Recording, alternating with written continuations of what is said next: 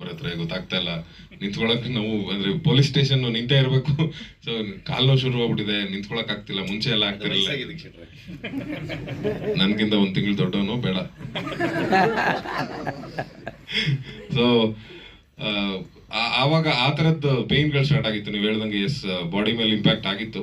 So ಇಳಿಸ್ಬೇಕು ಅನ್ಕೊಂಡಾಗ ನಾನು last ಕುಂಬಳಕಾಯಿ ಹೊಡೆದ್ಮೇಲೆ ಕೇಳಿದೆ ಭರತ್ರಿಗೆ ಇನ್ನೂ ಆಮೇಲೆ ಕರೆದು ಮತ್ತೆ ಪ್ಯಾಚ್ ವರ್ಕ್ ಇದೆ, 1 ದಿನ 2 ದಿನ ಅರ್ಧ ದಿನ ಎಲ್ಲ ಇಲ್ಲ ಅಲ್ವಾ ಅಂತ. ಏನೂ ಇಲ್ಲ ಸರ್, ನೀವು ಆರಾಮಾಗಿ ತೂಕ ಇಳಿಸ್ಕೋಬೋದು ಅಂತ. ಸೊ ಅಲ್ಲಿಂದ ಸ್ಟಾರ್ಟ್ ಮಾಡಿ ಎಸ್ ಆಸ್ ಯೂಶುವಲ್ ಎಲ್ಲರೂ ಡಯಟ್ ಚಾರ್ಟ್ ಕೊಟ್ಟಂಗೆ ನನಗೂ ಒಬ್ರು ಗೆಳೆಯರು ಡಯಟ್ ಚಾರ್ಟ್ ಕೊಟ್ಟರು. ಅದನ್ನು ತೊಗೊಂಡೆ. ತಲೆ ಕೂಡ ಅರ್ಥ ಆಗ್ಲಿಲ್ಲ. ತಗೊಂಡಾಗ ಹೆಂಡತಿ ಕೊಟ್ಟೆ. ಅವಳು ಏನೋ ಅರ್ಥ ಆದಂಗೆ ಅವಳೇನೋ ಮಾಡ್ಕೊಟ್ಲು. 1 ದಿನ ತಿಂದೆ, ತಲೆ ತಿರುಗಿ ಬಿದ್ದೆ ಆಫೀಸಲ್ಲಿ.